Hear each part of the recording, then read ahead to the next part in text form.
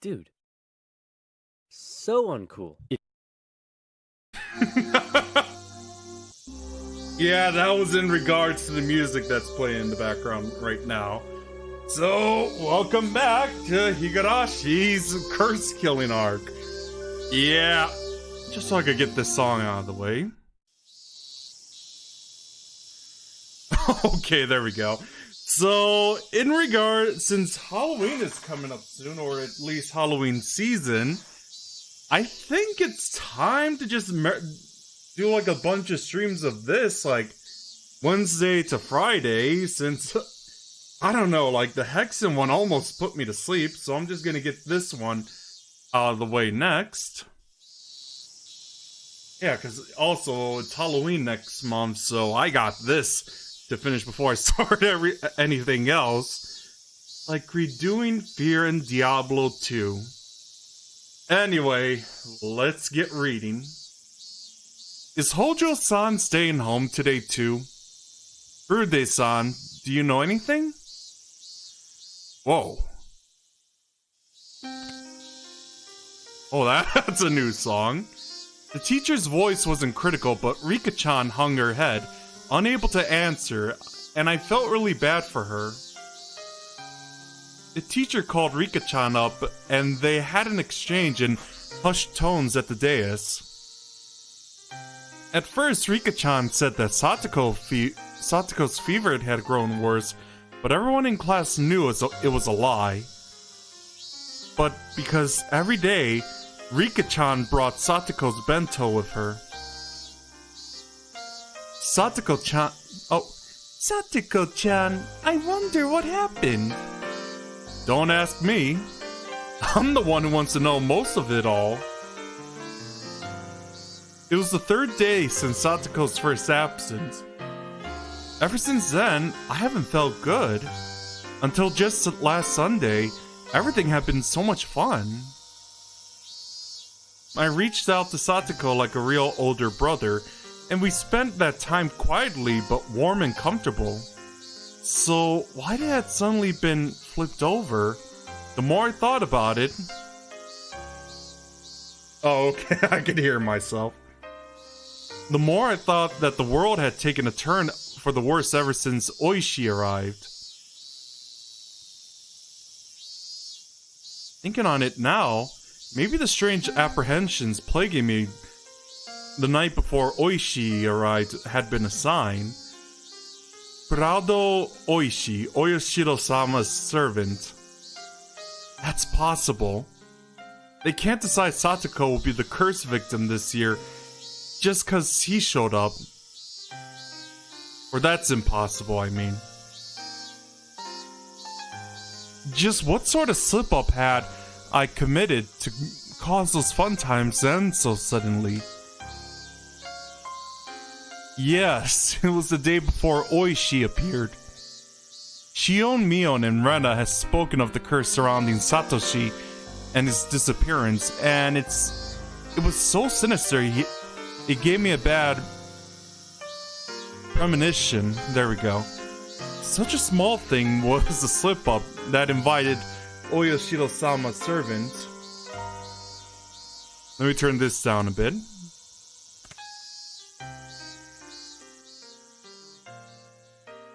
I think that might be good. Oh. It was absurd. I kept on groaning to myself that I would never accept it, ever. I obviously wasn't the only one suppressing my feelings. Mion and Rena were too. Everyone in the class was doing it. Rika-chan knew something about Satoko's situation, but she wouldn't tell us. Rika-chan still held a calm attitude, like a cat basking in the sun. But she was being unbelievably stubborn about this whole thing. She didn't want to tell us, and that wouldn't change no matter how many times we asked her. Everyone understood that, so nobody questioned her. If Rika-chan won't talk, then we just have to wait. She might not be talking because it's something not worth saying. There was no persuasive power and reassurance given with an anxious face like that. Mion was being taciturn and just looked up at the sky with a somehow annoyed expression. I couldn't tell if she was unhappy that Rika-chan wouldn't talk about it with her own friends, or if she was concerned over Satako's well-being. And what about me? My anxiety was suffocating me day after day. If someone else were looking at me, then maybe I'd look annoyed like Mion did. Wait, let me see if that picked up. Okay, that did it. It was more of a knock, but you get what I mean. Someone tapped my shoulder.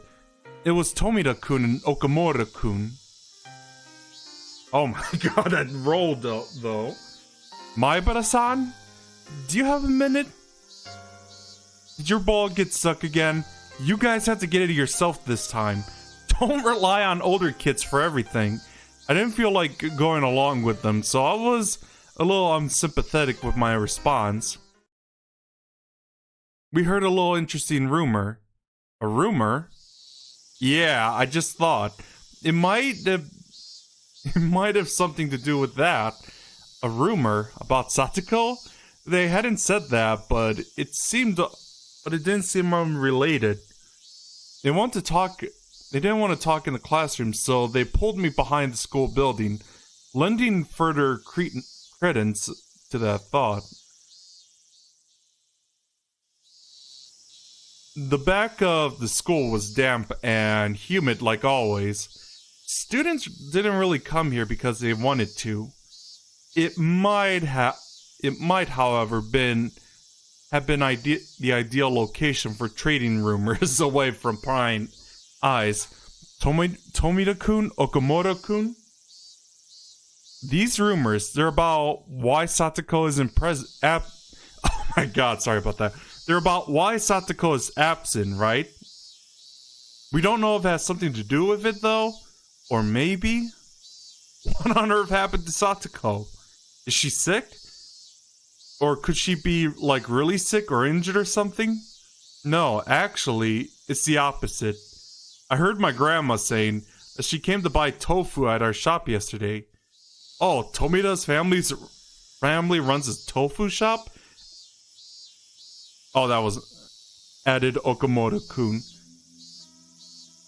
She went shopping to buy some tofu. My voice sounds so stupefied, even I can tell. It was understandable. I was worried what grave illness or injury she had when the person herself had been out and about shopping for tofu. So, how was she? Did she look okay? Was she wearing a mask like she was getting better? Or was she using crutches, or did she have bandages on her? No, there wasn't really any sign of sickness or injuries on her, but I should have felt relieved that it wasn't an illness or an injury. But my anxiety wasn't going away, because Tomita-kun and Okamura-kun expressions weren't looking any better. She apparently came to buy one piece of soft tofu, but my grandma said it was strange. Strange? Why? What's wrong with buying soft tofu? Irritated by how roundabout they were being, I had to desperately fight that irritation from creeping into my voice. Well, Hojo and Furude live by themselves, and they don't have that much money, right? So they only ever buy the cheaper and firmer kind of tofu. They never bought the soft stuff. It's the most expensive thing here. Soft or hard, they're both tofu, right? Maybe she just wanted to eat some great tofu or something. Well, maybe, but I knew how transparent I sounded right then. This wasn't anything trivial. It was some kind of important clue. Not the cheap firm tofu, but the expensive soft kind. Shopping not in the evening after school, but in the middle of the day. I couldn't figure out what those things meant. As I thought hard about it, Okamoto-kun took his turn to speak. Me next. This is just a rumor, but apparently he's back. He? Who? Who's back? Hojo's uncle. Satako's uncle. Right, I think Coach told me about him. Their aunt and uncle had taken them in after Satako and Satoshi lost their parents in the accident. Hojo's uncle, they say he skipped town last year scared of Oyoshiro-sama's curse. He's really scary and violent, like a gang member. Everything Coach told me came back in bits and pieces. Right. The mean aunt and uncle who had tormented them all the time. I think he said that after their aunt was beaten to death by the deviant, he ran away to his lover's house in Okinomiya in fear of the curse. Why would she be staying home from school and shopping for soft tofu in the middle of the day just because her uncle came back? Ugh. My underclassmen climbed up and looked downwards. There must have been some big hint buried in there. Even if I didn't understand, if I told Mio and Rena about it, maybe they know something. Oh, my bad. You two? You were nice enough to talk about it, and I started hammering you with questions. Oh, no, it's okay. Now we know she hasn't been in bed this whole time, gravely ill. That's worth something, right? That might be true, but it still won't. It won't make the clouds over my mind fade away. Ah! Maibara-san, over here! Okamoto-kun cried wildly, pointing over my shoulders behind me. Startled, I turned around on the other side of the schoolyard, near the school gate. I saw a figure trudging forth. Ah! Uh-oh. That face doesn't look pleasant. No, seriously, it doesn't. Of course, I gotta do this as well. It's Hojo. Actually, let me take a picture of the newer sprite as well.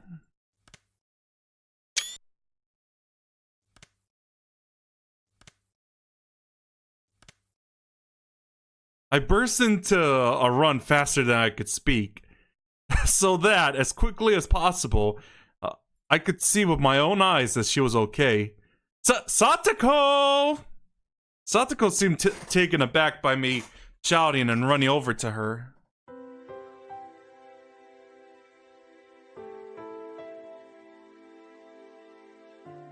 Oh!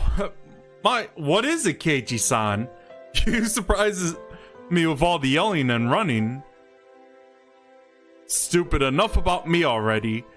3 days, what happened, Satako? I was so worried. Oh, what a worrywart. It was only 3 days. You're such a worrywart, Keiji-san. From listening to her, she seemed like the normal Satako, but I could already tell she was clearly acting strangely. Her smile was somehow forlorn, and her complexion was bad for some reason.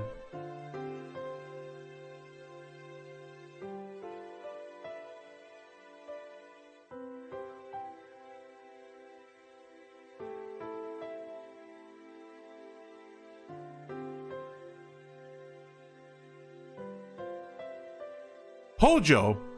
Were you alright? Were you sick or something? Tomita-kun and Okamoto-kun both expressed their concerns. Just what happened anyway? 3 days! Do you know how worried I was? Oh, I do so apologize. I was just giving the house a good cleaning. We haven't used it for a rather long time, so everything was covered in dust. Huh? Satako, what are you talking about? Why would you have to stay home from school to clean the house? Satako didn't answer me. Instead, she passed by me and headed for the entrance.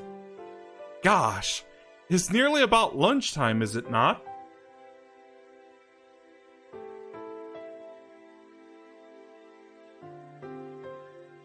I'm just starving. It was certainly lunch break. I couldn't force her to stop after she told me she wanted lunch since she was so hungry. Well, whatever. Rika-chan's been bringing your lunch for free 3 days now. You can you look like you can eat it today. Let's just go to the classroom and put everyone's mind at ease. You're right. I suppose that may have caused everyone to worry. Oh, it is sure tough being popular. I put a hand on Satako's shoulder and we ran to the classroom together. Up close, I was able to verify that Satako looked somehow weak. All this anxiety was supposed to go away when I saw her again. That's what I thought.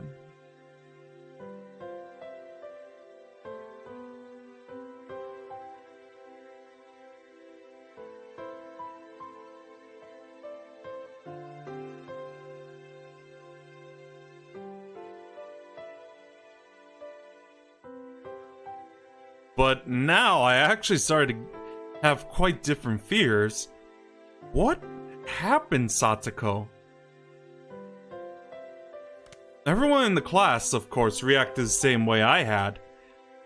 We worried about you. I'm glad to see you as well. What were you doing for 3 days?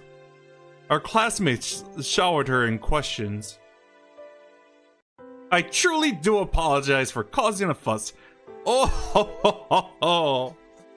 As she cackled, she chowed down on the bento Rika-chan had made for her. Those in the teacher's lounge must have been informed of Satako's arrival, because our teacher sprinted into the classroom, her breathing ragged. Hojo-san! Oh, sensei! I'm sorry for worrying you these 3 days. Oh ho ho! As you can see, I am fit as a fiddle. I was very worried about you.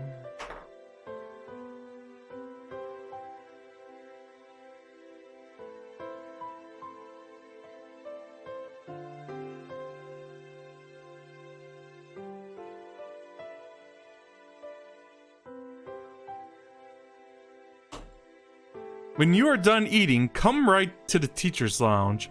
I have a lot to talk to you about. I must be in for a good scolding for those 3 days I cut class. Oh ho ho ho! Satako laughed sheepishly while she scratched her head, and the rest of the class burst out into laughter. The teacher was acting angry, but she breathed a sigh of relief at seeing Satako healthy and smiling as she ate her lunch with the class surrounding her. What a relief, right, Rena? Huh? Oh, sorry. Yeah, I'm glad she's okay. I looked into Rena and knew. She had a sense that something about Satako was off too. I looked to see into Mion, detached from the clamor as well, with a somewhat grim expression. But Rika-chan, on the other hand, was smiling from ear to ear. She spread out the bento boxes one by one as Satako finished them. Finally, Satako was satisfied, and after enjoying a thorough conversation with her classmates, remembered that she'd been called to the teacher's lounge. Such a pain, but I think she'll be angrier if I don't go. I'll go with you. Satako raised from her seat, and Rika-chan runs over to her. I do apologize, Keiji-san. I'll be right back after getting scolded. Right. I mean, I could go with you too. We're all comrades in getting scolded in the teacher's lounge ever since the curry incident, right? That won't be necessary. Keiji shouldn't mind the place while we're away. Rika-chan's word were gentle, but the firm rejection was clear in her eyes. The two of them exited in the hallway, walking shoulder to shoulder.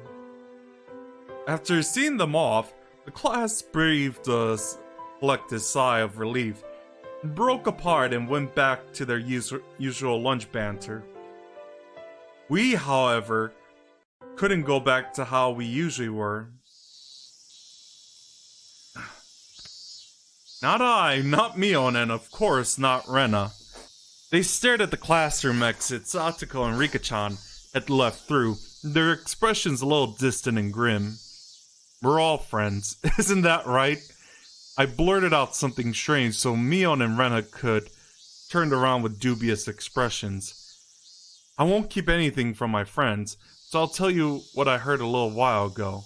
I told them the stories I heard from Tomita-kun and Okamoto-kun earlier about the tofu shop and how Satako's uncle had apparently come back, all at once without letting them speak. And that's all I know, so if either of you knows anything, please say so. I've said everything I can. I ended my sentence firmly and looked into Mion and Rena's eyes in turn. Rena stared back at me. Her eyes didn't falter. Without even opening her mouth, I could tell she wasn't hiding anything. Then our gazes turned to Mion. It's not like I was trying to keep it a secret or anything. Mion couldn't seem to endure our silent stares, and began to talk timidly as if she was guilty of something.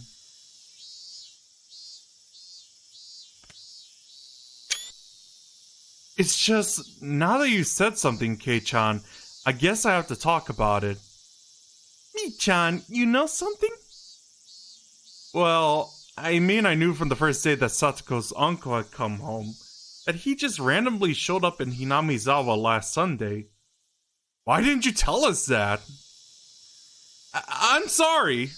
My angry shout caused Mion to flinch away, look down, and hang her head uncomfortably. Peachy-kun, it's nothing to get angry about. You're scaring Mi-chan. Huh? Oh, sorry I shouted at you. I lowered my head in apology. Mion accepted it, collected herself, and continued. According to her, her uncle's relationship with his lover, who he had been with in Okinomiya, had collapsed. Without anywhere to go, he went back home to Hinamizawa. And on that Sunday, the day of the barbecue, her uncle ran into Satako and brought her back to the house.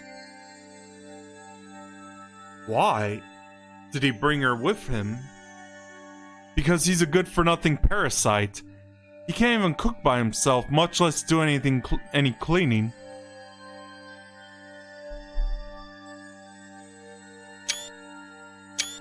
I'm just doing the usual screenshots.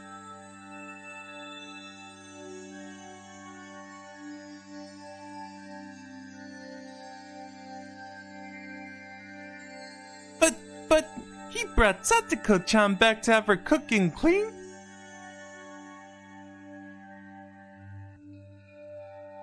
Ugh. Those eyes are a bit unsettling. I remember that she said she'd been cleaning the house when I met her back at the school gate. A moment later, the pieces fell into place into the jigsaw puzzle of unease. Well, now I know why the Steam cards make these, like, clean house reference.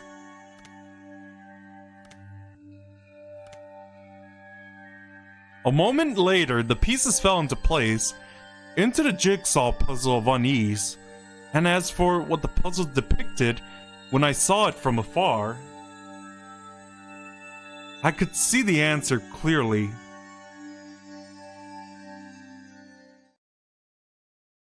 Satako was locked up at home and tormented into doing the housework. Those are the rumors. If you knew that, why didn't you speak up? I nearly yelled at Mion, but hastily stopped myself. Mi-chan, is that true? I haven't seen it myself, so I don't know if it's true or not. Mion looked down again and, staring at the floor, grew quiet. Just like last year, like when they lived with their mean uncle and his wife. But this uncle is completely helpless when it comes to housework. Oh, but this uncle is completely helpless when it comes to housework, right? If Satako's that important, then there wouldn't be any reason to torment her, would there? Keiji-kun, I don't know what grounds you have for saying... Oh, that was him? Oh, my bad. But this uncle's... whatever. Keiji-kun, I don't know what grounds you have for saying that, but you shouldn't be so irresponsible. Rena clearly and directly got mad at me. You don't know much about this. Oh, so don't talk as though you do. Yes, that's so clearly what she meant. Fine, then do you know something, Rena? I don't know anything either. I didn't know her uncle had taken her to the house until hearing it just now. But the situation is different from a year ago. The situation is different? What does that mean? Satoshi-kun isn't here. Satoshi really cared about his little sister. He always stuck up for her. He was her shield, so that she would be affected just as little by their mean aunt and uncles fighting. The mean uncle and Satako. Oh, hey there, Odin. The mean uncle and Satako-chan are the ones living there now.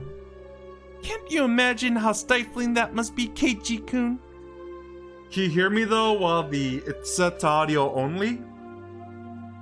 He only even came back because he broke up with the woman he was staying with. Do you think a person who came back for just such an unpleasant reason would be able to treat Satako? Oh, my bad. He only even came back because his broke up with the woman he was staying with. Do you think a person who would come back for such an unpleasant reason would be able to treat Satako-chan kindly? She was right. It wasn't easy for me to imagine Satako not being tormented. Sorry. Oh, no, I'm sorry too. I sounded like I was interrogating you, didn't I? How? An awkward atmosphere floated among us. Three of us remained silent and just stared at the floor.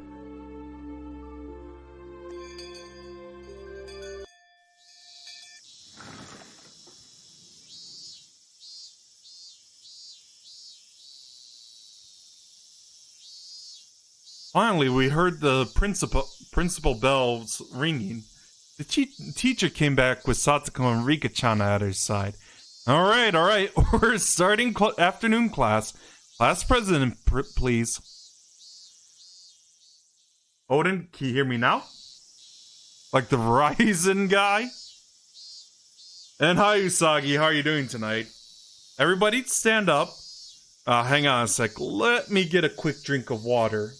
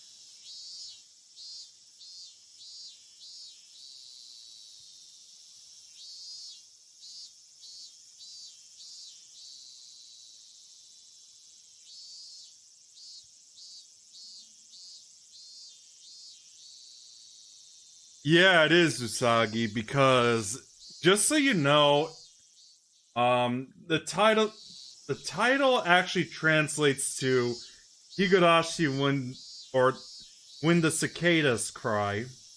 And for this volume it's called the Curse Killing Arc. Anyway, I'm back. I got myself a cup of water as well.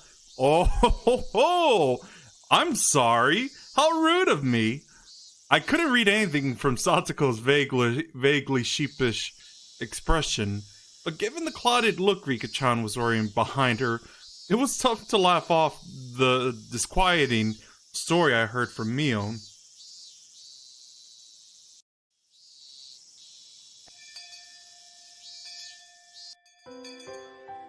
Alright! First time in a while everyone's been here. Let's all having a roaring good time with the whole club.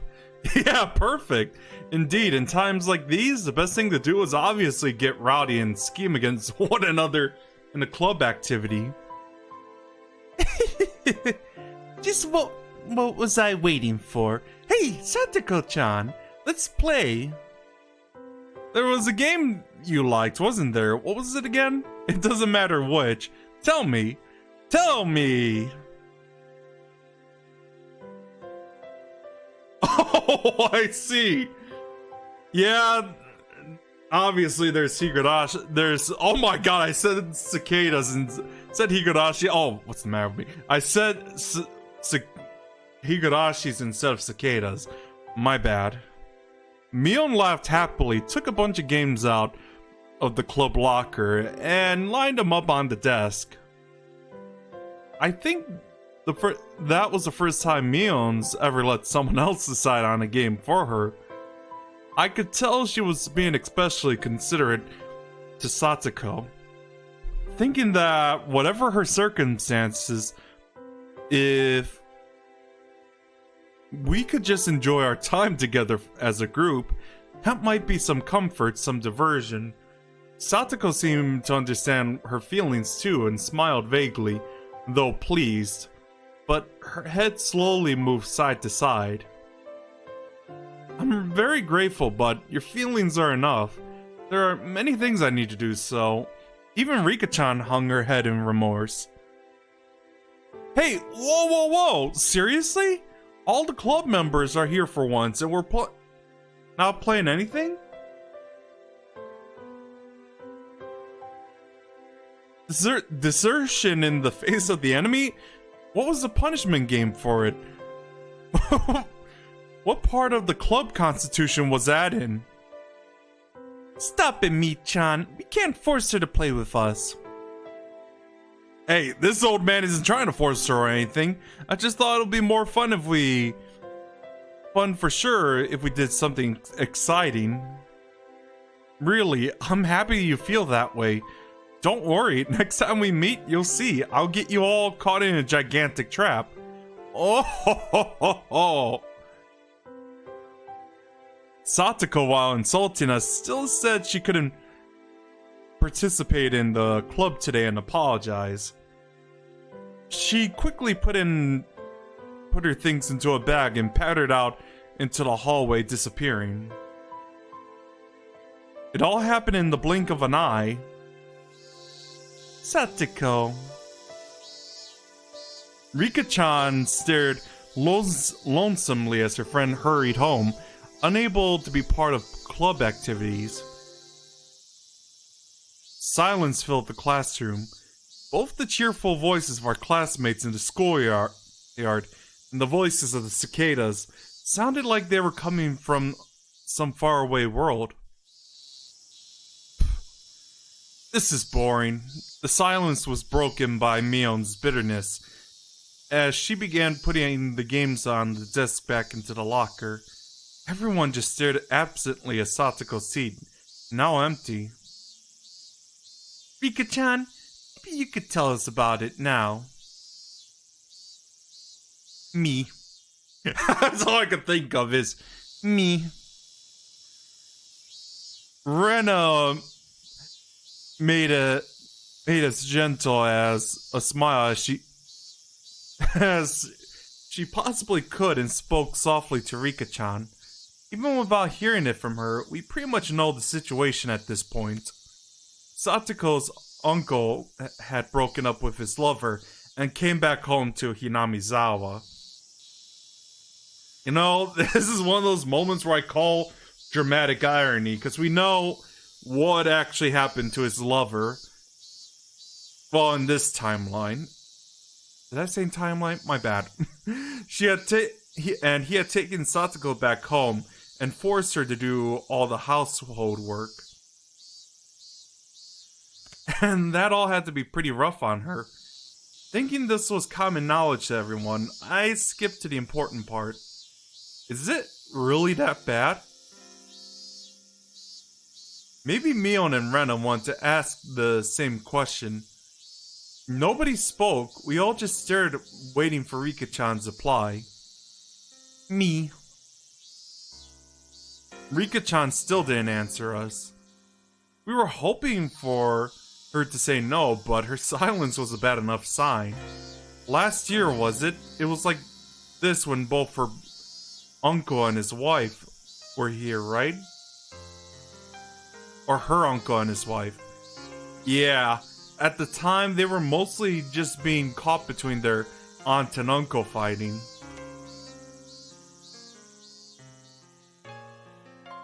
By reducing her time at home as much as we could, but he's making her do the chores now, so she can't stay at school either. Satako's not a slave. Who do you think you are, ignoring your own inability to live properly and basically putting Satako under house arrest? When you think about it, isn't it really strange? We need a lot of circumstantial evidence, but isn't this abuse? Can't we notify the police or something? You're right. If we had the evidence she was being abused, I think we could tell the police. And can't we talk to the region's welfare people about this? Rena and I kept saying police, police, as though it were nothing, but Mion's response sounded like she thought we were a little naive. It's easy for you to say that. Have you thought about the risk of actually getting proof? What do you mean, risk? I think it was 2 winters ago. We reported it to the child's consultation center. We told him there was abuse happening and to do something right away. Huh? You did? What happened? A person came as soon as we called. She interviewed Satako and Satoshi about what was going on. And then their uncle and his wife too.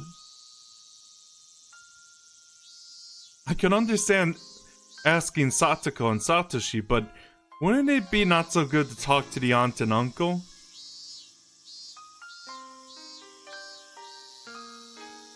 They said they based their judgment on what they heard from both sides. Great of them, wasn't it? So what did they decide to do? Wait and see. What? What do you mean wait and see? The uncle really studied up on this stuff. By law, you can't call it abuse unless someone admits to assault or child neglect. They poked and prodded Satako and Satoshi a lot, but it never left any real marks on them. They were pretty much eating 3 meals a day and had beds. And there weren't any recordings or something like that to prove they said or done anything to cause them psychological trauma. None of the villagers had ever actually seen them being violent either. No matter how mean you are, you wouldn't act so violent in front of other people. Nobody would. Then, what happened? The welfare officer apparently went to visit on the same day each week for a while. The aunt and uncle knew they were being watched, though, and didn't torment them in any way that would stand out. Of course, that wasn't the end of it. You mean they ramped up how malicious they were being? Mion sighed and nodded. Their aunt was really stubborn. She's one of the spiteful people I've ever known. Apparently, she was doing some pretty disgusting things.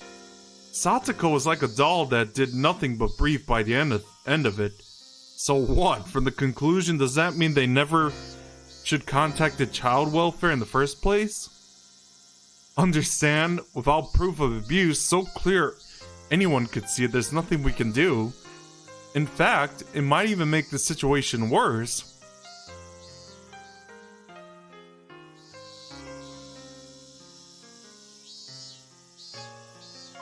We messed up pretty bad. After hearing that even public organizations, the one thing they thought was dependable couldn't even do anything, everyone hung their heads.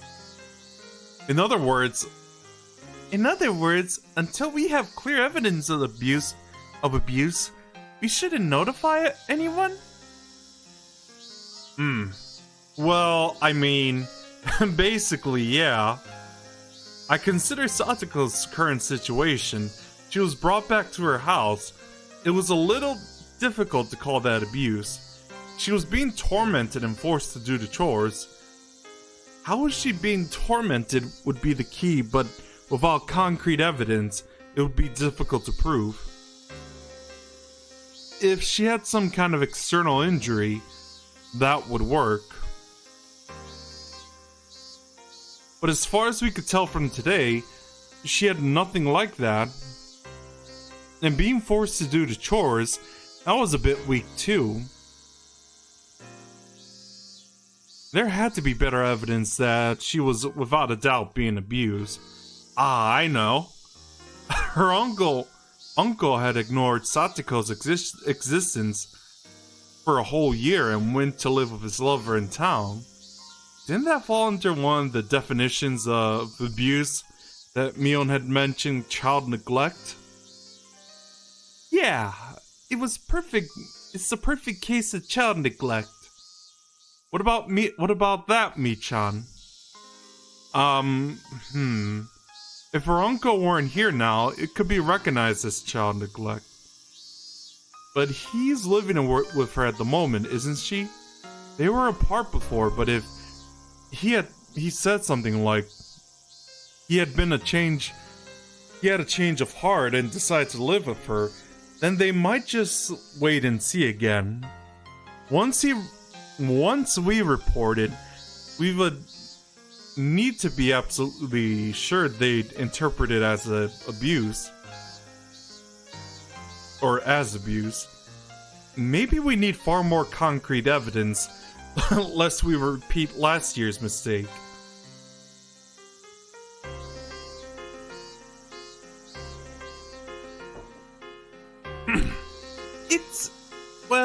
It's sad. This means we need to sit quietly and wait for him to be violent towards Satako-chan and leave a mark, don't we? The only plan I could think of was, in the end, just watching and waiting. Hang on a sec, I gotta turn the AC on. It's like really hot in here.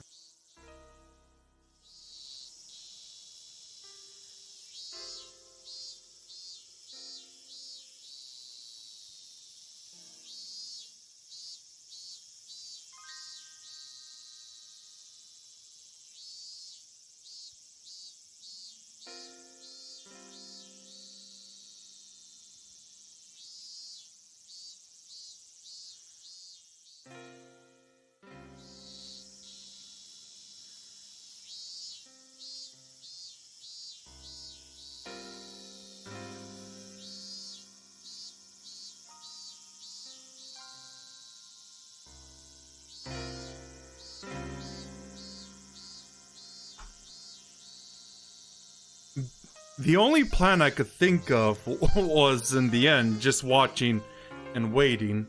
It left me in shock when I realized that it would be the same policy as that of the official who made the situation worse. And yeah, I'm back.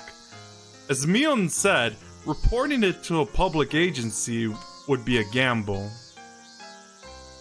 And if we're going to pick a fight, it would have to be the one who couldn't afford to lose.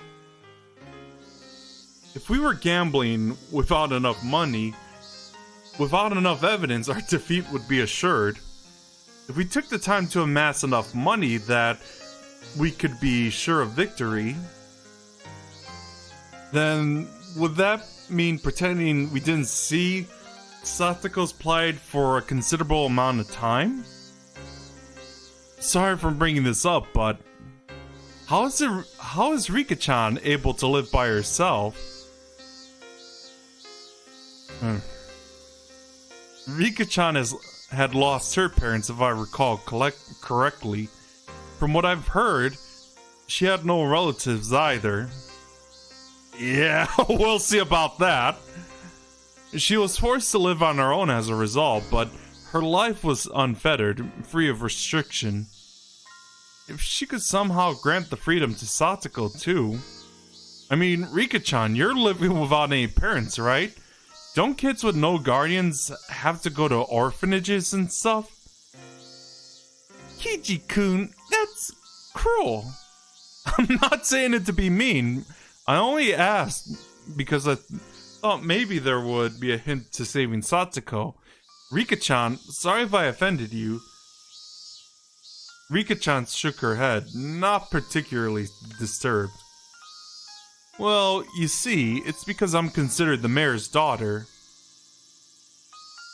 Let me explain. The mayor, old man Kimiyoshi, is Rika-chan's guardian. He got official permission from the governor of the prefecture. Huh? So you're adopted? No, not adopted. You can be someone's guardian without being in the same family.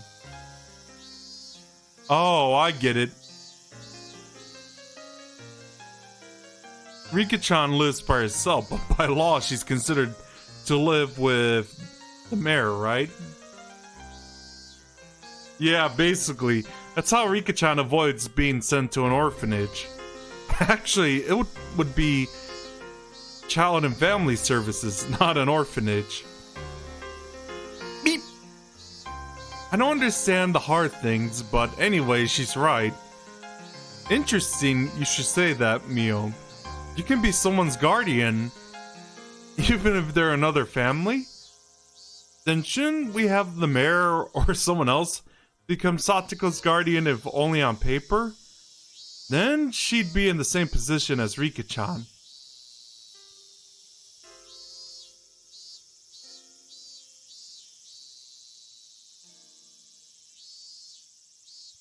And she could go back to her old life. Too bad it won't work. I mean, her uncle is supposedly her guardian. Wait a minute, you lost me there. What's a guardian exactly anyway? In legal terms, a guardian and parent weren't necessarily synonyms. Ugh. So whoever was actually looking after her at home would be considered her guardian. Then her uncle isn't her guardian. He left Satako by herself for so long. But if he insists that he's her guardian, then that's it. It's only been a few days since Satako was taken back to her house. Her uncle had been paying for her meals since then, right? He's sort of looking after her, so he'd probably insist. And even though he abandoned her for a year, he'd already looked after her for the whole year before that. But the mayor doesn't have that kind of history. So then, if both the mean uncle and the mayor request a guardianship at the same time, the uncle would make more sense. No, he'd have a better chance. The term guardian refers to the person actually caring for her, right? The uncle actually has a bed and food for her, but the mayor would just have his name. It wouldn't even be a contest. Then shouldn't the mayor just start caring for her for real?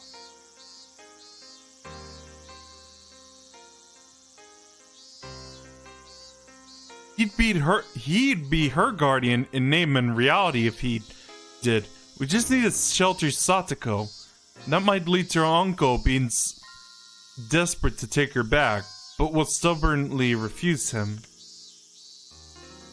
It won't be that easy. Satako is a growing girl, you know. It's not like giving someone a cat. You're asking him to take care for a real person. Then Coach, what about Coach? Coach, I don't know, he's got a lot of money, right? He even said it himself. Even if he's not her real father, Coach could become her guardian. He would be great at taking care of her. Stop that! Stop thinking of Satako like a pet. All you're doing is talking about pushing her onto someone else. You need to think more seriously about that face, though. You need to think more seriously about how much responsibility it is to take care for another human being. Did you ask him? Did you get an actual promise from him that he'd take Satako under his care? No, I didn't. But Coach would definitely say yes. Ha! Well, fine. Even considering the zero probability of Coach saying it was okay, then what? It still wouldn't work. He couldn't even become a guardian all by himself. That's right. Coach, didn't he say himself he was alone so he couldn't do it? Why is single such a disadvantage in this society? Why is being single such a disadvantage in this society? Then all you could do is marry into a wealthy family, couldn't you? Is there anyone wealthy in Hinamizawa? I'm not sure. See? It's not simple. Let's see how this looks in the updated. I don't know, this looks more silly than menacing. It's hard to adopt someone.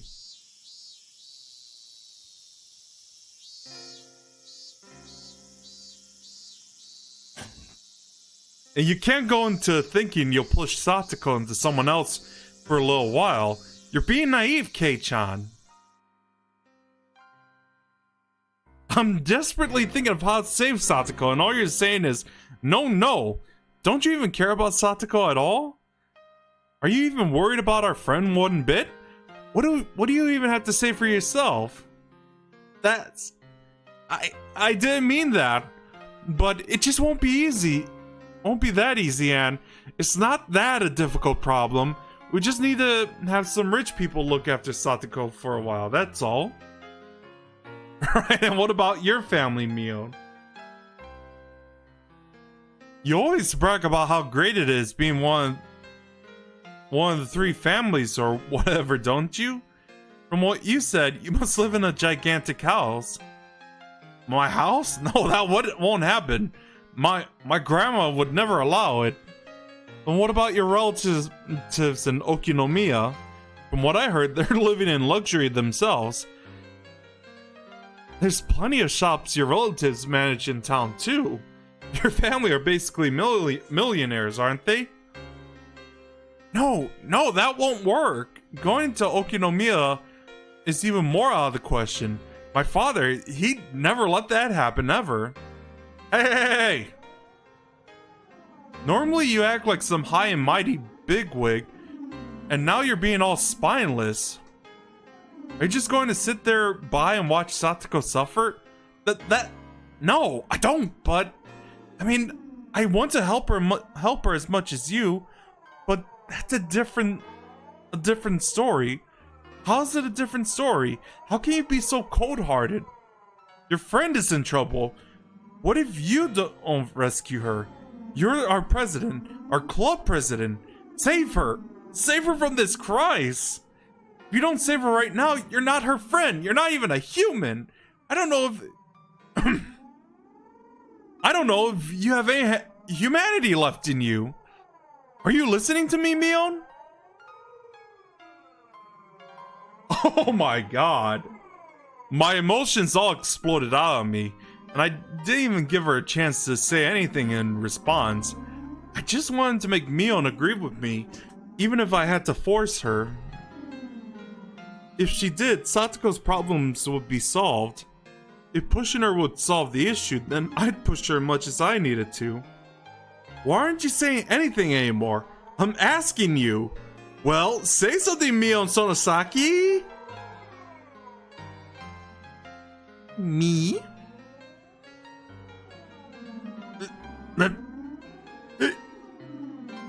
Mio, looking down with a grim face, began sobbing. Her hands were clenched down into trembling fists, and she rubbed her eyes to wipe away the tears. Was what I said actually that mean? This isn't the time to cry. We're in the gambling room now, and we have to do something to save Satako. And as I thought that, Rena spoke, her voice cold and incredibly calm. Kiji-kun, if Mi-chan's family won't work, then what if we look for another wealthy family? I know someone in Hinamizawa who lives in a nice big house. Who's that? Oh, come on! You've got a splendid family, and you're leaving it out of things. My family? My family is... You're friends, right? Save for Kiji-kun. Mi-chan is cold-hearted after all. Since you're so considerate towards friends, you should lead by example. Just the three of you are living in that huge house, right? And you probably got plenty of spare rooms. You should just give the empty ones to Satako-chan. And then her worries would be all over. What's this? We're done already? That was pretty quick. Okay, great. Congratulations on solving the problem. Then are we done for today? I'm going home. Hooray, hooray. Maybe I'll go treasure hunting. I haven't done that in a while. I was so worried about Satako-chan until now that I didn't feel like going to play at all. I wonder what I'll find today. How? Say something, will you? Why am I the only one talking? Say something! Are you listening, Keiji Maibara? Well, that was unexpected. Oh my sweet Jesus. Even the cicadas seemed to cower in fear. Rena, her shoulders bobbing up and down at me, but forgotten to breathe. Mion, those faces gone completely pale, and Rika-chan, who was keeping silent as if nothing had happened. The atmosphere in the classroom grew tight and stiff, and it petrified us where we stood.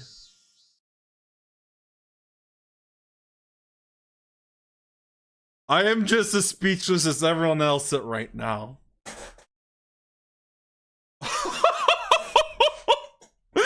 Rattle. The sound of the chair as Rena sat back down after having stood up. Finally, it allowed everyone present to take a breath. Rena had shown me just how much I had hurt Mion. Rena's scary. After a few moments, Rika-chan cut into the frozen air. Yeah, I'm sorry, Rika-chan. Mi-chan, I'm sorry to you too. I don't have to apologize to you, do I, Keiji-kun? Yeah, I'm sorry. I'm sorry for being so unreasonable. Were you saying all that to me before?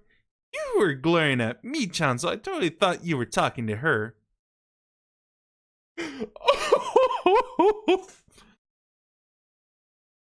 Rena had much strength that you wouldn't have imagined it normally. Oh, those eyes. All I did was spout terrible things as a wave of violent fury passed over me. I couldn't contend with her. Any sound? Mion, I'm sorry. I'm sorry I lost my cool. Come to think of it, I didn't understand what had gotten me riled up. I thought... of myself as Satako's Nini. Oh, I had to kill the moment there. So I only had good intentions that I think about a little harder than everyone else, and yet, mm, it's okay. You were worrying with everything you had, but all I was saying was that nothing would work, so I'm sorry. I did something wrong too. Any music gonna go off? Mion rubbed me the wrong way, the tears at the corners of her eyes with her fist, and apologized as well. We bowed our heads to each other and looked down without glancing at the other. Thank God. Someone, I don't know who, heaved a sigh. Satako being tormented had been known about since last year. How had the tragedy back then saved Satako? How had they brought it to an end? Right. In the end, nobody could do anything. All they could do was bear it patiently and wait for those agonizing days to end.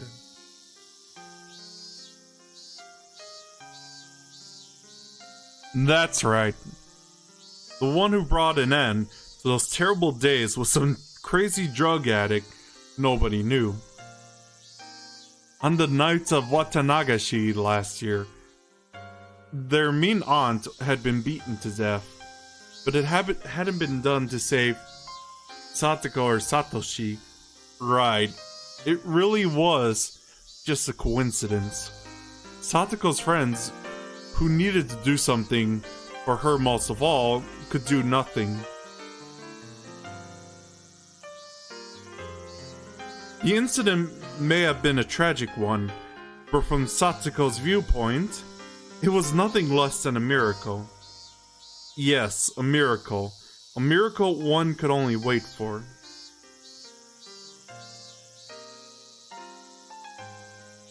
Is waiting all we can do? Not for evidence of abuse? Not something for something that minor? Huh? Wait, for what? A miracle. No one made fun of me for using such a crazy word. We couldn't come up with any solutions, so it was the only thing we could do. We're powerless. That one word, Mion dropped, was the finishing blow. It was hot, but my body was sticky with sweat. The worst month, June.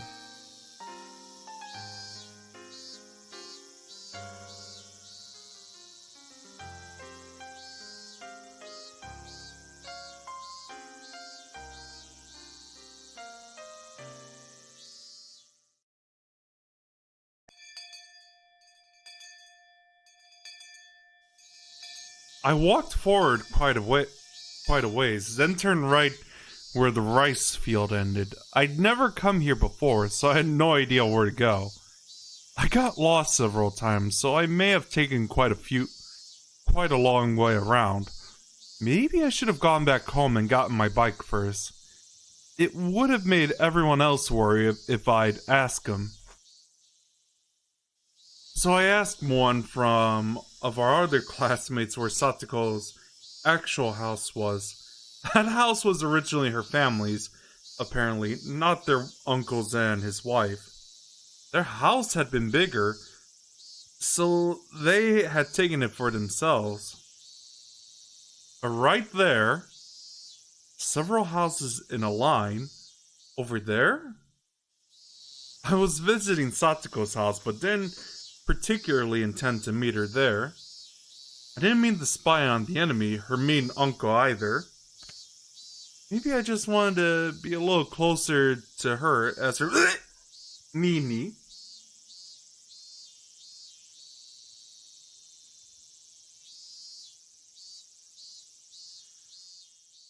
You still there, Odin? Maybe. Oh.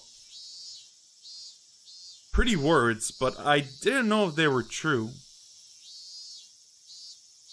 If what Tomita-kun and the others told me was right, it'd be this house. When I recognized it, my feet grew heavy. What did I come here for? My motive for coming here was absurd. Mion had said at the end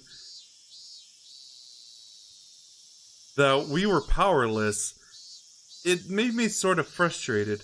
I wanted to do something, anything other than waste the days away praying for a miracle. That's what made me come here. But that was all. Even if I were to witness her uncle actually tormenting Satako, what could I do? Would I act like a comic book hero, punch the guy in the face, and take Satako away from me with me? Then live together somewhere far away? That was ridiculous. I'm powerless. The cicadas' voices, raised in chorus, sounded like they were scoffing at me. As though they were saying, if I couldn't do anything, and wouldn't do anything, then I should go back home. I heard a car approaching. I got out of its way, but the car stopped right behind me, its horn honking shortly once. Annoyed, I hadn't gone out of their way. I looked behind me, and a familiar face was looking at me at the driver's seat's window. Coach? Hello, Maibara-san.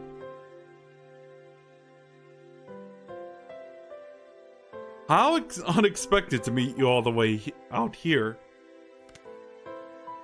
Do you live nearby? Me being here wasn't normal. Just as I considered somehow giving him the slip, I noticed Satako sitting in the passenger seat. Satako? Satako got out of the car and began unloading a lot of groceries from the trunk. I happened to run into Coach on my way back from shopping. He said he'd bring me home, so I accepted his offer.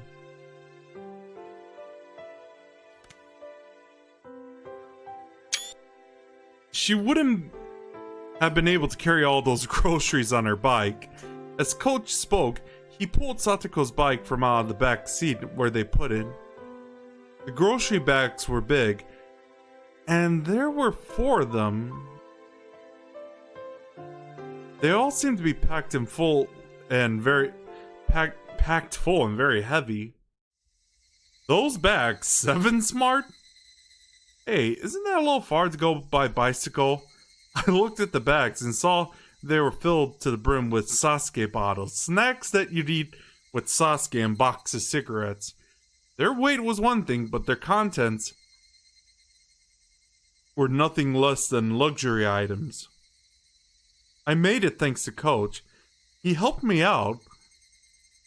It was a little difficult going up those hills.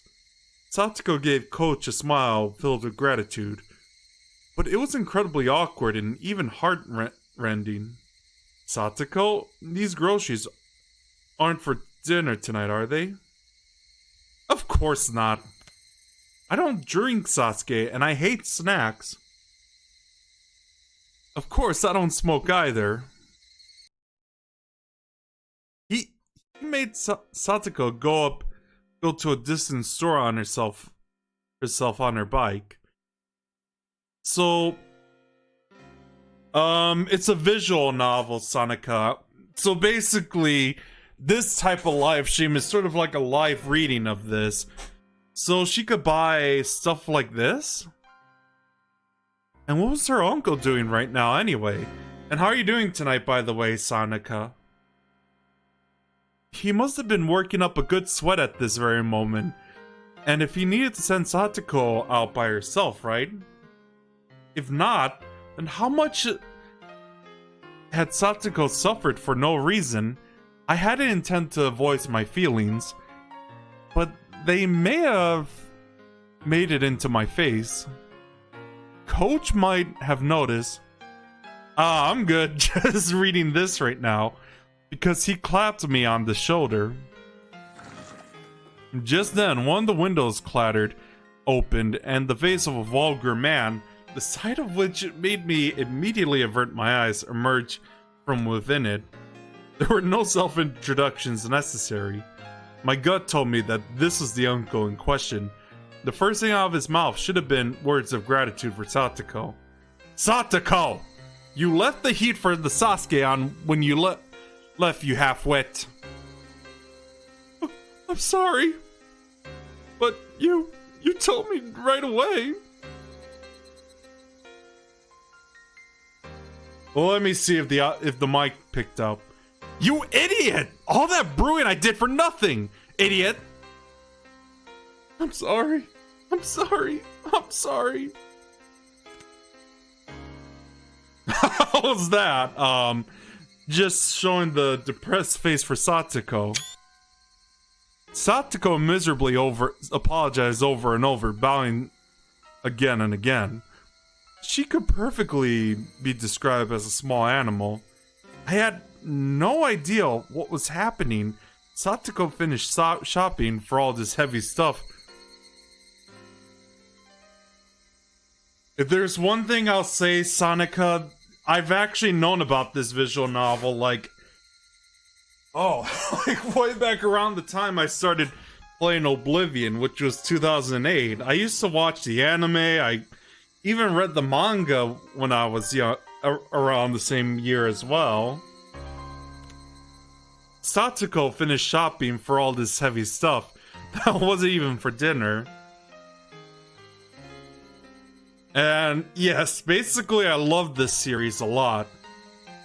I need to get around buying the visual novels for its, like, the other series by the same guy, Umineko, When They Cry, well, the seagulls, of course. She only managed to come back because she ran into Coach, and he drove her home. If she hadn't been found by him, she'd surely still be by herself, panting and moaning, pedaling her bicycle up that steep hill. What was with those words, those horrible, sleazy words they said to Satako? In what country's dictionary did it tell him to say such things? To a young girl who just finished shopping, my anger, of course, wouldn't reach him. The uncle displayed no interest in me, instead shouting at Coach, "Oh, if it isn't Dr. Ire. Hello. Why don't you come inside too? We're in the last round, so you could get in right away.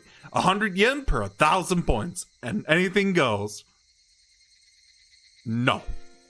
I'll pass. Thank you. I just ran into Satako-chan, gave her a lift is all. Shouldn't the comma be on the next to the T, not to the S? Just pointing that out. I'll be leaving now. Aw, nah, come play around. You've got lots of money, yeah. I didn't even understand what her uncle and Coach were talking about, but I knew one thing for sure. None of what he just said had been to thank Satako in any way. Satako, could you bring us the snacks? And start getting those beers chilled too. Go get us some cold ones from the fridge. Te-chan, you're so harsh on her. She looks so sad. You should take better care of her. This is how I gotta treat her. She's been like this since she was with my bro. Spoil her and she ain't gonna listen to a thing you say. Whatever, it's your draw, Tech-chan. Tsubaki san declare Richie too. Sorry, what? You're in Richie again, Tsubaki? It looked like it wasn't just her uncle. Some of his friends were over. Hey, wait, what was he? No, what were they doing? Flinging rude words left and right? Making Satako go shopping for your beer? What were they doing?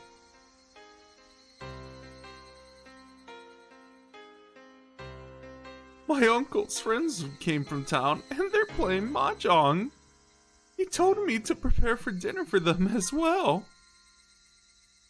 What? Mahjong? He called his friends over for Mahjong? Hopefully I'm pronouncing Mahjong right. They were too busy playing, so they sent Satako to buy them a bunch of booze from a faraway store, and the first thing he said to her was how she left the gas on. What? Yes, that was a South Park reference. What does that guy think he's doing?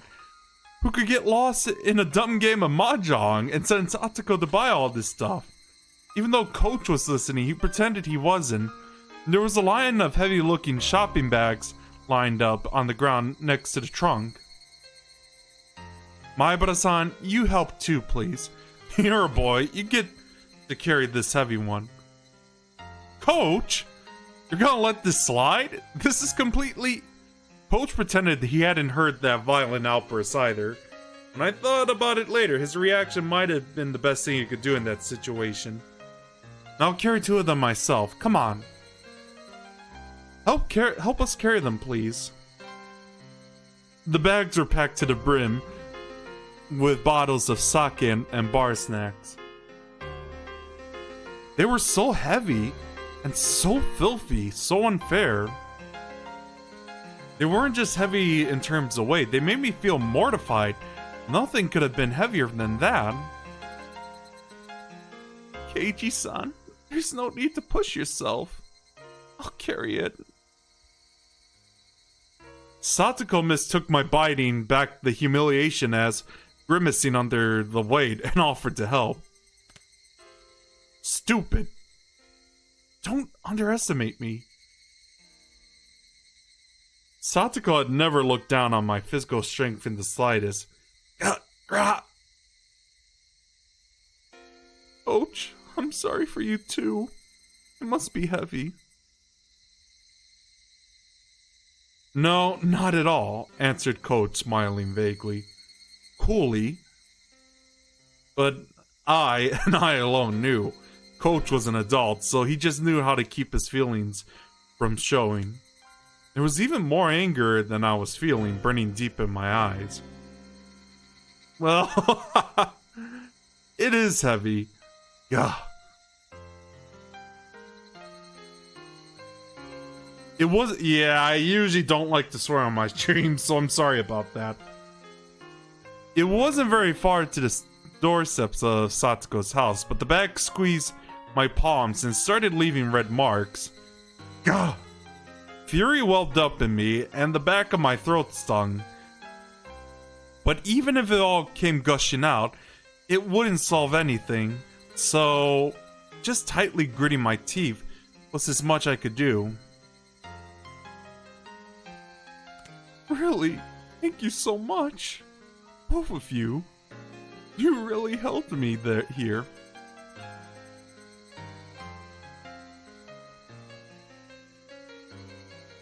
After we carried them back to the door, Satako said that was enough. Occasionally, we hear the repulsive laughing of her uncle and her friends from within, and my insides would seethe. I knew they weren't ridiculing us, and that was why it made me so mad. They made Satako shop for all this heavy, selfish stuff, then ignored her and laughed amongst themselves as they pleased. It was deeply aggravating. Of course, Coach had to have felt the same way, but if he incidentally let his feelings slip onto Satako's face, he'd only cause Satako more worry. He knew all that and spoke coolly, as if to say he didn't care. Not at all. I'm happy I could be a bit of help for you. If there's anything I can help with, please tell me. Yes. I'm really happy you feel that way. That he feels that way. Those words were sad. Satako was sad and resigned that we could help only her help so much. But she was right. No matter how much Coach or I want to help Satako, this was much as we could do. I felt absolutely ashamed that having the power to help her any more than this. Burning, boiling emotions were bubbling up within me and rising into my throat. Trembling all over, I had almost started to cry from my fury. Me too. If there's anything I can do, I'll help you whenever you need. So, hang in there. I wanted to, at least, give her those trite words, saying that I'd help her whenever she wanted. Yes, thank you very much. I'm happy, just that you came all the way here. You didn't need to. Satako seemed to have guessed. What was I doing in a place like this, when my house was in the opposite direction from school? Alright, you should get going. They're drunk right now, so there's no telling what they'll get mad at you for. She felt guilty getting us involved after we'd help her. But she wanted to be the only one suffering this misfortune. That's how it looked, and it hurt. I handed over my supermarket bag over to Satako. And then I noticed the back of Satako's hand. There was something that looked like a bruise.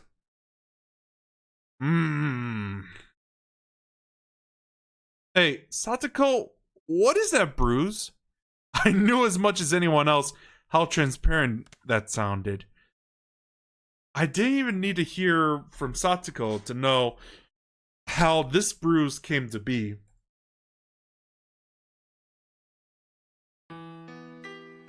Oh boy. I just slipped on the stairs and hit it a little. Please, pay it no mind. You're lying. Coach nudged me in the back, and then he gave me his index finger to his mouth and chided me for being so loud. Really, thank you so much. Until tomorrow. I hope we can see each other at high school. That's not what I'm talking about.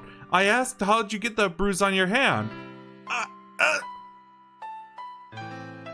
The evening glow finally got to a point where I could see the other concealed oval-shaped bruise on the traces of swelling, on her neck and her legs and other places too.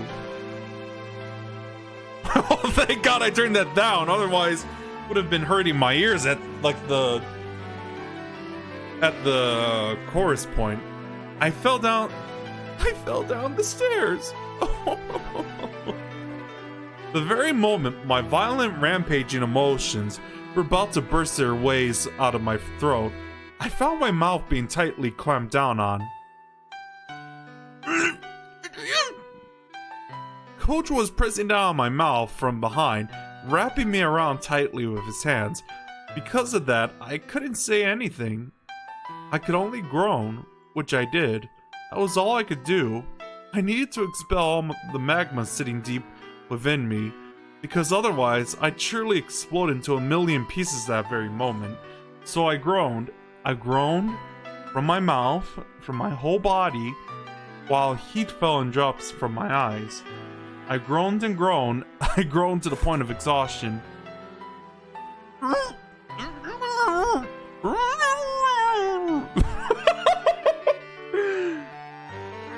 I wrung absolutely everything out of my mouth. Even having lost my voice, I was still wringing it all out. I understand how you feel. I understand how you feel.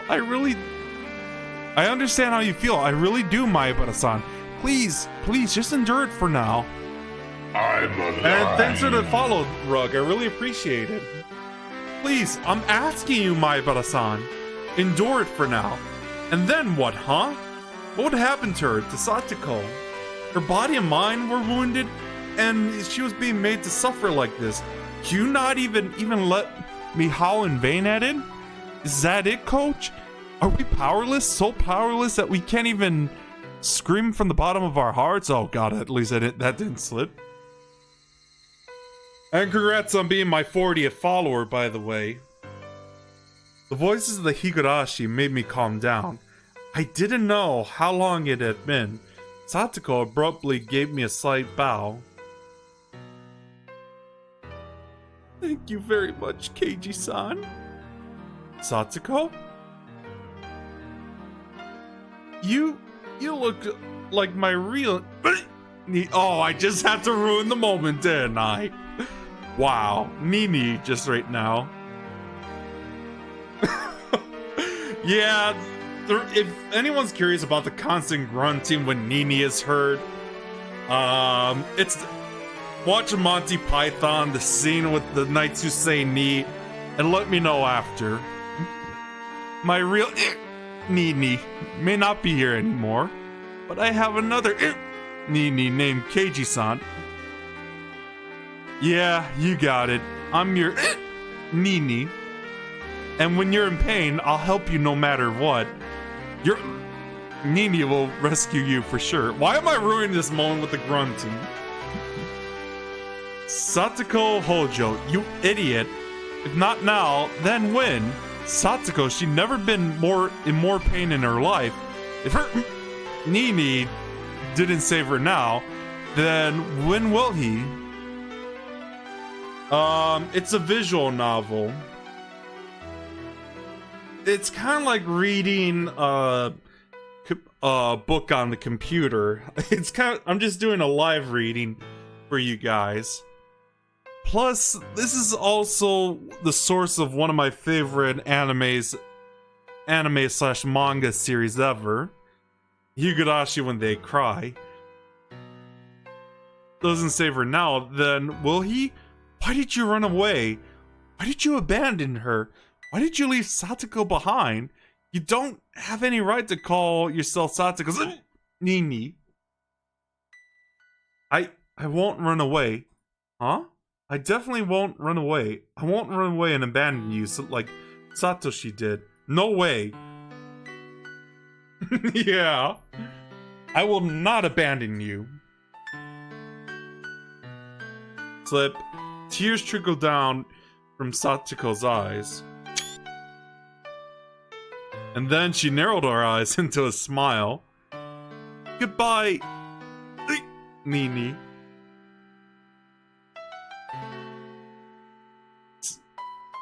Have you ever watched, like, Monty Python The Holy Grail rug? Satako took her right hand and awkwardly waved to me. I'll be alright. My Nini helped me so much. So I'll be okay. I'll do my best until tomorrow. I'll be okay, so... For today, this is goodbye. There was no way that I could say bye, see you tomorrow. And then from the inside of the house came a throaty, disgusting voice. Satako! Could you bring us the snacks already? Okay, Nini. Get going already. I'll be fine now. Hurry. Let's go, Maibara-san. Staying any longer than this would be a bother to Satako-chan. Coach? Nini's house is a little far away. I'm sorry to ask you this, but could you take him home? Yes, I'll do that.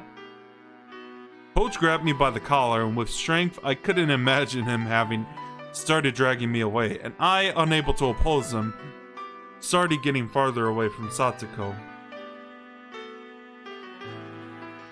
She waved her hand to us, expression still dark, and disappeared through the back door. Coach got into the car first, then turned on the narrow path and brought the passenger side door around me. I know how you feel so well, it hurts. No, I think I understand it even more than you. But right now, just for now, please endure it. She understood exactly how you feel, so please endure it. If you don't, I know already. I'm sorry. Thank you for before. I meekly got into the passenger seat. The car accelerated quietly, and Satako's house grew farther and farther away in the rear view of the mirror. We made a wide turn, then I couldn't see her house anymore. Is your house far away? It's in the other direction from the school, isn't it? I didn't bother to reply. I would have been hard pressed to give him an answer as to why I was at Satako's house. Didn't say anything anymore either. For a while, the two of us were silent. The only sound from the gravel spraying over the road as we drove. I remember how Rena said things that were different than last year. At the time, she had Satoshi with her. Satoshi protected Satako, so that makes less of the sparks fell onto her. But now Satoshi isn't here. Yes, that's the unfortunate truth. Poach seemed to understand what I really meant when I said that. It's a terribly sad, cruel story. But there's a limit to our resolve, our efforts, and our assistance. It sounded like an excuse, but he was right. Even if Coach and I want to be people Satako could depend on, that was all. All it ended at the front of the door. No matter how much I shouted that I would be her Nini.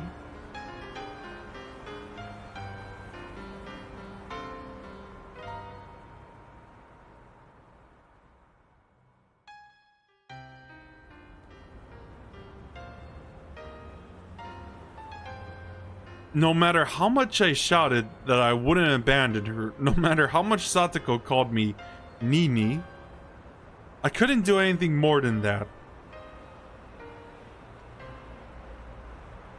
Where on earth could Satoshi have gone? Right, Satoshi was another story. Her actual brother, Satoshi, he was in position to protect her far, far better than we ever could. That was the cold, sad truth of the massive gulf between Satoshi and us. And thanks for the kittens, Odin. I wonder, and the kittens again, what has he been doing lately? And the kittens again! Satoshi left home 4 times. I don't... Oh, pizza. And more pizza. I didn't know why. Maybe because of Oyoshido-sama's curse. Or he disappeared or something. So much pizza. In any case, he wasn't beside Satako now. At the time, Satako needed him to protect her most. He wasn't there. Why isn't he here? Satako needs him more than ever. A lot of people talk about Oyoshido-sama's curse, but the only thing I can say is that he ran away. One of my friends said that one day. He just never came back. He ran away without even leaving so much as a note for his sister. Satoshi-kun had been doing part-time jobs a lot. At the time, Satako-chan really wanted this huge stuffed animal. It ended up costing a lot, so he was doing all sorts of part-time jobs in order to afford it. He felt so strongly about it, everyone was whispering about how he at least wanted to get his sister a nice birthday present, since she was being made to live such a pitiful life with her uncle and his wife. In the end, he didn't use his saving for a birthday present for Satako. Satoshi-kun disappeared, and the police looked long and hard. They found out that Satoshi-kun had withdrawn all his saving himself on the day he left. Not really, but I've read like Clannad. I'm planning to stream that soon as well. After checking all over, they began to think that he might have used his savings to go to Tokyo. Tokyo? For what? Again, all I could say was that he ran away. He saved up all his money so he could run away. Was he that selfish? But how could he just leave Satako behind? If he was going to run away, he should have brought Satako with him. Even now, Coach was so calm. He wasn't trying to pour away any oil on the fire of my anger at all. He just waited until my anger naturally subsided. After listening to gravel and being crushed under the wheels for a little while, Coach spoke abruptly. Please understand, Satako-chan left behind arrived at the same conclusion. I'm a burden on my brother, and that's why he abandoned me. He didn't take her with him when he left. How terrible must Satako have felt, being betrayed by the brother she loved so much. But Satako-chan was a very strong person. Of course, she had support of close friends too, but that was how she regained her smile.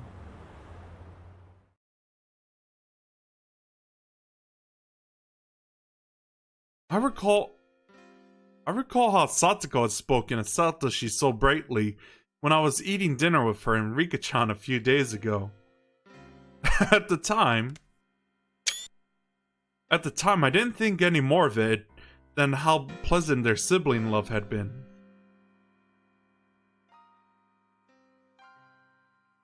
But now that I think about it, I realize that it was like she was peering into the distance from atop a pile of tragic perseverance.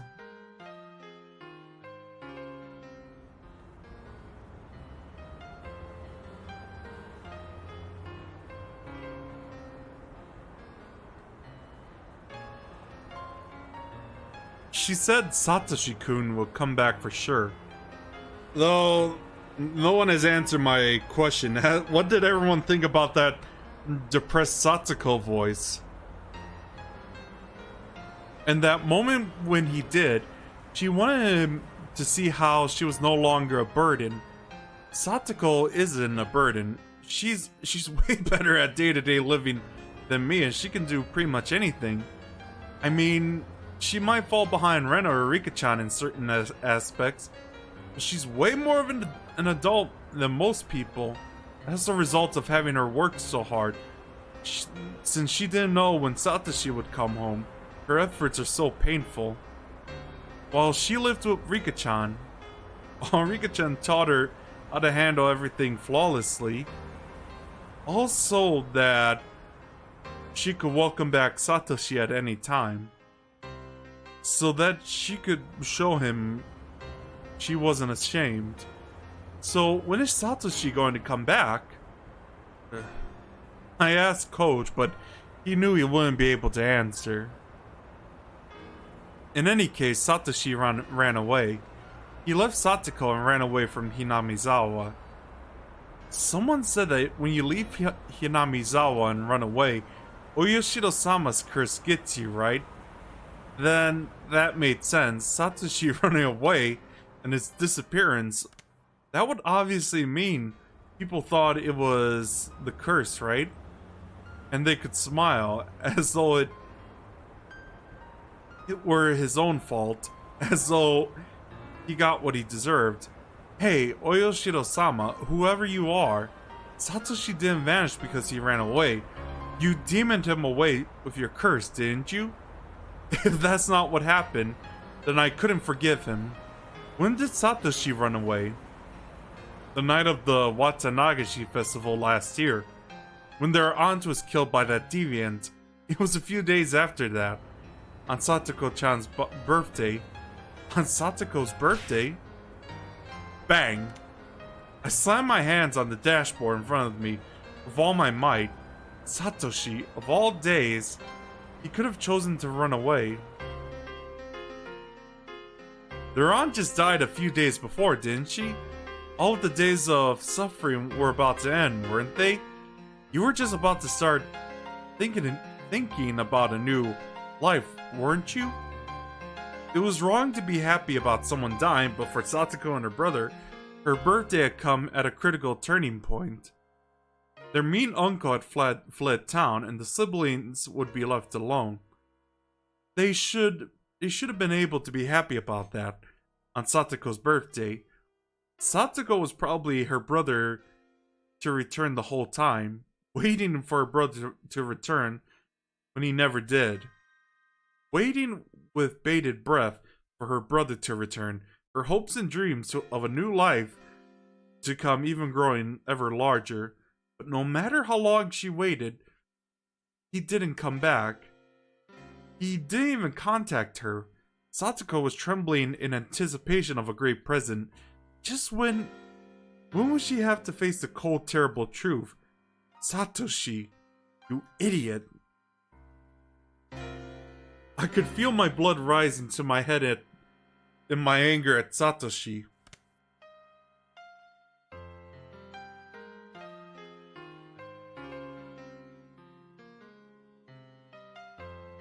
I was frustrated. I was aggravated. I couldn't forgive him.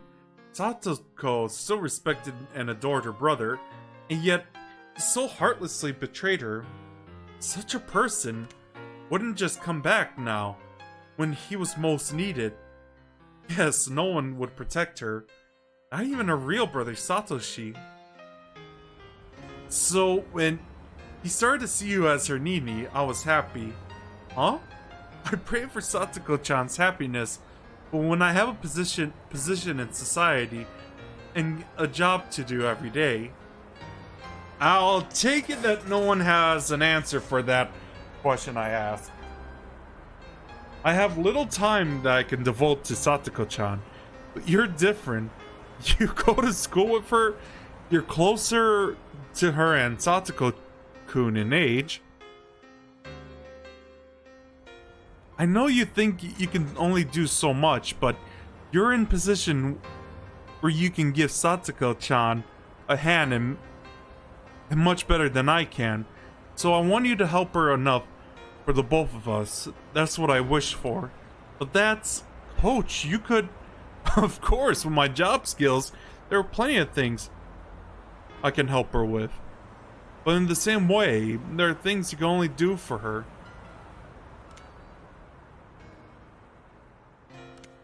What I want to say is, we should both perform in every way we can. Was that a little too complicated? Coach added that, but I shook my head in response. When I heard him say he had job skills, it reminded me that he was an adult in different position from all of us. Maybe I should ask him about it. Oh, Coach, do you know a lot about laws? No, I know even less than the average person. Why? I thought back to when I argued with Mion and the others about Satako. Our children's argument had only left us with the conclusion that we had to wait and see. But what would an adult think? What was it? Child welfare law? As an emergency measure to secure the safety of a juvenile? They can force him for her to separate the parents? They can do that? So then we could rescue Satako from her uncle right away? Satako-chan might not want that, unless the person being abused wants shelter anyway. It doesn't go that far. Satako doesn't want it? Why?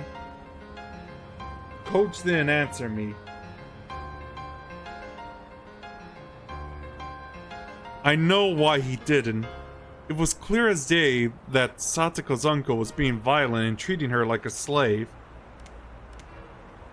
So then why? I clamped down onto my frenzy emotion and waited intently for Coach to answer. But he never did. It was like he was pretending he hadn't heard me. If I had to say, it was more like he wanted to explain. But couldn't put it into the right words. Satako-chan probably thinks of this abuse as a trial. A trial? This isn't some weird religion we're talking about. You might know this, but Satoshi-kun always looked out for Satako-chan. She always relied on him, almost as though she was utterly dependent on him. I'd known that for a while, that Satoshi had always protected Satako from her aunt and uncle. But that was his duty as an older brother, not something to worry about. I think that may have traumatized her. Maybe she figured that depending so heavily on her brother had made him hate her. As for Satako, the current situation was a retelling of the story of a little over a year ago. But this time Satoshi wasn't here, so I believe that now. She thinks something like this. She wants to overcome this trial by herself, without relying on someone else. That, and that if he doesn't grow strong, then Satoshi-kun will never return. Now that you mention it, Satako had never said a word about how hard it had been before. I figured she was being threatened not to talk about it, but I talked with everyone and we were wondering if we should report it to the child's consultation center. I have heard that a social worker was visiting Satako-chan last year. Yes, in the end, they decided to wait and see, and we thought maybe that made her get tormented even more. That was apparently Satako-chan reported herself. And as a result, the abuse worsened, but was kept just out of sight. She was even under more torment, and the burden on Satoshi-kun for protecting her rose considerably. Huh? But Satako, you wouldn't be thinking it's her own fault for reporting it, would she? Coach nodded quietly. Satako-chan would probably either hate it if you suggested reporting the abuse, or feign courage and say you didn't need to. And even if you reported it in secret, she's probably insist to the social worker that she wasn't being abused. Satako has always act tough and doesn't readily admit defeat, so I can imagine that easily. And there are strict limitations on this emergency measure. The Child Consultation Center would need permission from the court and the concerned party. If the abuse was known to the public, they could forcibly shelter her even if she denied it. For Satako-chan, that would probably mean losing. This isn't about winning or losing, it's real life. Satako, she's back on topic. After they replaced her under their protection, their protection, she would be sent to a child care institution or the like. And she would basically be living there, so that would mean moving away. And with a change in residence would come a change in schools too. That change in schools, it has to be done. If that's what it would take for her to be safe. Satako-chan all understands all those things. All the more reason for her not to want it. Why? Because Satako-chan's reason for living is to wait at the house for Satoshi-kun to return.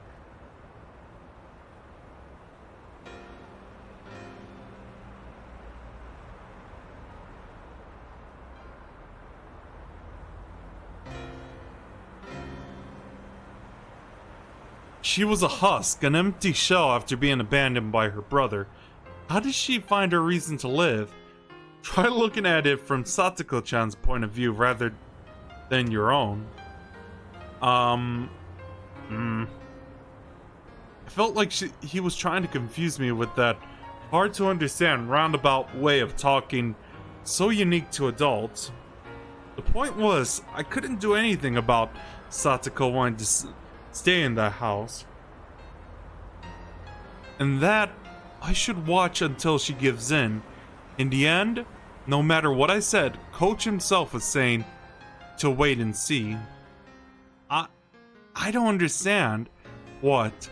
If I feel that Satako is really in danger, I will report it without asking anyone's opinion. She might not be happy with the results, and she might hate me for it. But I believe that will ultimately bring Satako happiness. Coach turned to me and gazed fixedly into my eyes. It was written all over his face. He was shocked, and what such a young kid had said. Why? Why would you go that far? Coach, no, rather normal adults might not have understood, so I taught him the creed and the values that I believed in. Satako is my friend. And I am Satako's Nini. Isn't that enough for a reason? I stared at him with a will strong and unbreakable as steel, as his eyes betrayed a tiny bit of unrest. No, of course that's enough. We were silent for a little while until finally Coach said only that. Didn't we make a promise? I'm sorry, what? That we weren't ever going to let Satako cry? We made a vow on that day of the barbecue party. I didn't think about it hard at all, but Coach and I still made a promise that we wouldn't ever let Satako cry. Coach gave a dry grin of regret, immediately apologizing for not remembering.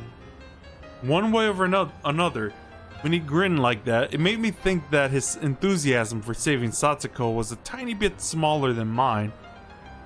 He lightly hit the brakes, making a skidding noise, and leaned forward. Could that be your house there? Oh right, Maibara-san would live at the Maibara residence, wouldn't he?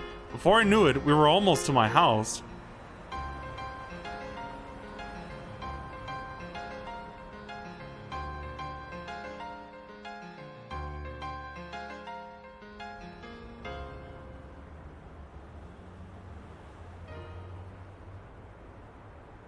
Case 31.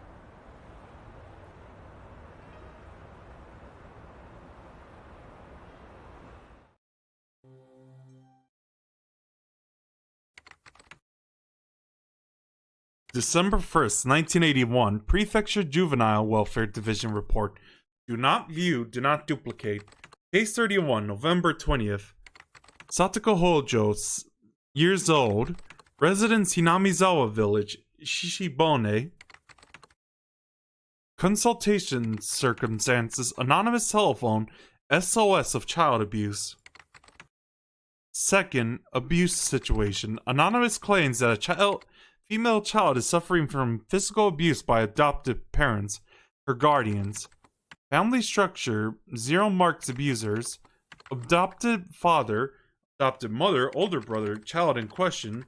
Note, in 1980, the child's parents died in an accident, and she was given to her uncle on her father's side, her father's younger brother. Child's Consultation Center responds. On the day of the anonymous telephone...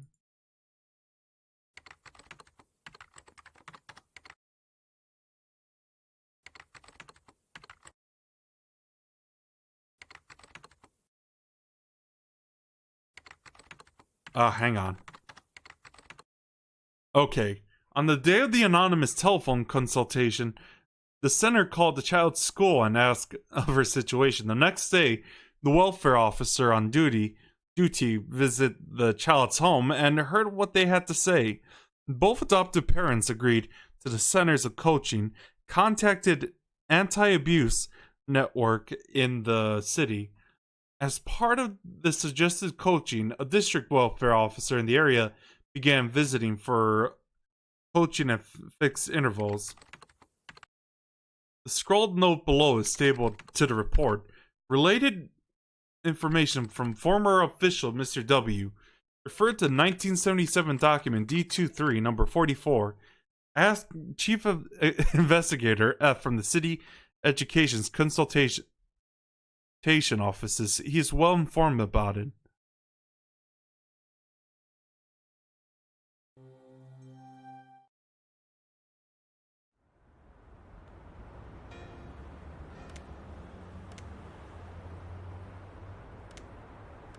Yeah, I apologize for ending the stream early, but I still gotta pack up for tomorrow, because obviously I mentioned yesterday I'll be moving out soon.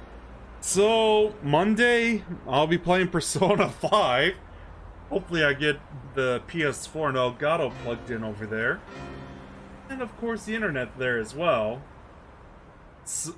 So, yeah, thanks for watching, and I'll see you guys next time. Take care.